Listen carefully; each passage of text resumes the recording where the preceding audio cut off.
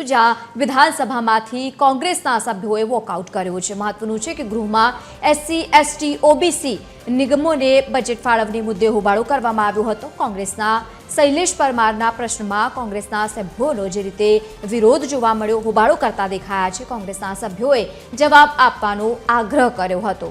મંત્રી મનીષા વકીલ જવાબ આપવા છતાં વધુ વિસ્તારથી જવાબ માંગ્યો હતો। અધ્યક્ષે એક પ્રશ્ન પાછળ વધુ સમય નહીં આપવા માટેનું કહેતા કોંગ્રેસે હોબાળો વ્યક્ત કરી દીધો। SC, ST, OBC માટેના નિગમો બંધ કરોના કોંગ્રેસે ગૃહમાં સૂત્રોચ્ચાર કર્યા।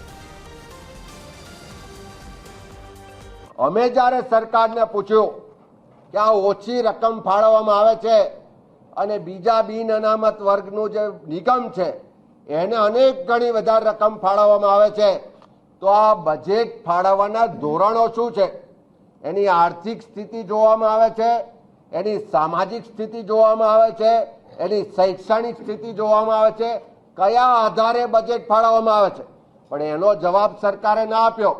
આ સરકારનો ચહેરો ખુલ્લો પડી ગયો છે કે SC, ST, OBC માઇનોરિટી વિરુદ્ધની એમની માનસિકતા છતી થાય છે।